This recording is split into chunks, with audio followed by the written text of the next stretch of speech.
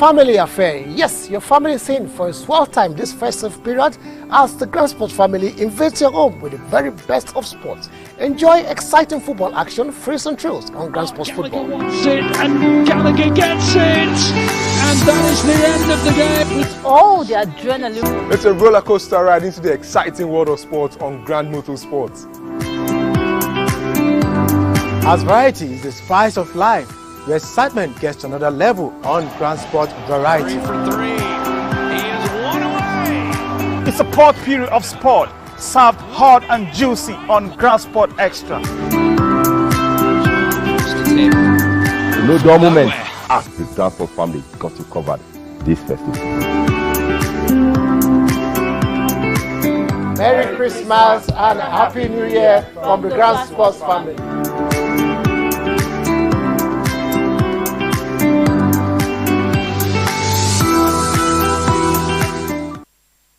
Welcome back. Moving on sports around the world, Rafael Nadal has tested positive for COVID-19 after returning home from the Mubadala World Tennis Championship in Abu Dhabi.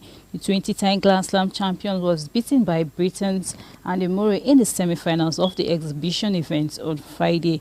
Nadal said he had experienced some unpleasant moments but hopes to improve little by little. The 35-year-old has only just returned to action after a long injury layoff. Moving on, Nigerian Cricket Federation has developed a Nigerian coaching template for its personnel while awaiting its approval from the International Cricket Council. President of the NCF, Uyi Akpata, said this on the sideline of the annual general meeting of the Federation in Abuja on Saturday. Akpata said one of the key components of the present board was grassroots development, and that could only be successful if effective training of the coaches. With effective training of the coaches, he said that the training would not only focus on the techniques of the game but also on other issues that were peculiar to each community while targeting 250,000 new entrants annually. In cricket, a frustrated Joe Root said England made the same mistake in their defeat by Australia in the second Ashes test. The Tories, beaten by 9 wickets in the first test in Brisbane, lost by 275 runs in Adelaide despite George Butler's resistance on the final day. Captain Root said the bowlers bowled the long length and also criticized England's batting and catching. Chinese tennis star Peng Shuai has denied making an accusation of sexual assault in her first media interview since alleging a top Chinese leader had coerced her to have sex. Ms. Peng sparked global concerns when she disappeared from public view after posting the allegations online.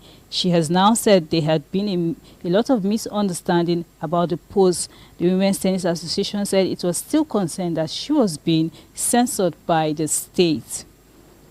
We'll take a break now. We'll come back. We have more sports stories for you.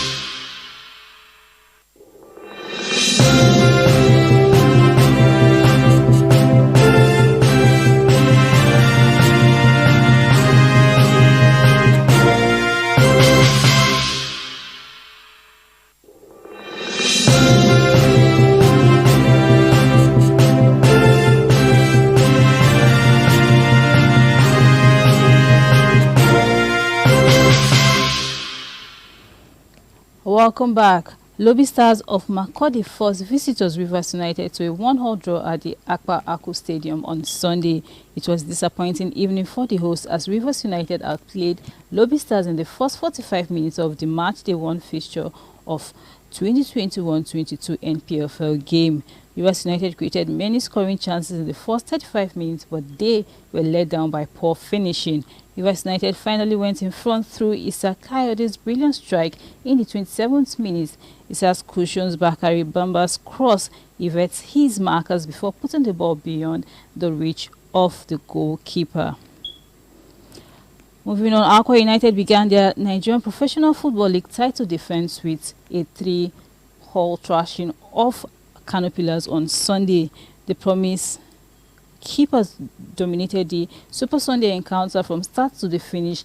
Adisei Mazugida struggled to impress. Former Barcelona youngster Ezekiel Bassi gave Aqua United the lead with a fantastic finish on the stroke of halftime.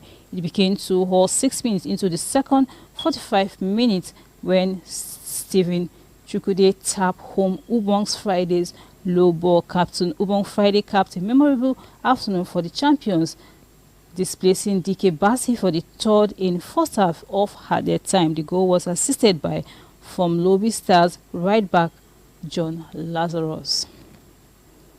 Moving on, the Libyan media reports that Nigerian giants Enyimba International have been knocked out of the CAF Confederation Cup, with the country's representative El Etihad making the competition group stage instead. Enyimba were scheduled to face FC Etihad yesterday in the rescheduled first leg of their playoff tie at the Matthias of February Stadium in Benghazi. Led by Super Eagles legend Jos Finidi, the People's Elephant had claimed a 2-0 victory in the second leg in Aba 2 weeks ago, courtesy of goals from Sadiq Abubakar, Adamu and Victor Goma. The first leg of the encounter in Libya was initially postponed after Enyimba endured logistic issues during their trip to the country via Morocco, but CAF Appeal Committee during the week dismissed Enyimba's petition requesting for the return leg to be cancelled, played on a ground other than Libya, or postponed to a later date. Moving on, Harry Kane ended his Premier League goal drought when he found the bottom corner with Tanguy Ndombele's pass, but Spurs wasted a number of opportunities to double their lead. Jota made the hosts pay on 35 minutes by heading in a cross from Robertson, who had missed a golden chance of his own in the opening 70 seconds. Robertson then headed the Reds in front in the second half, only for Song Heung-min to level after a mistake by Alisson 4 minutes later in an open and frenetic game. We'll take a break now. We'll come back. We have more sports stories for you.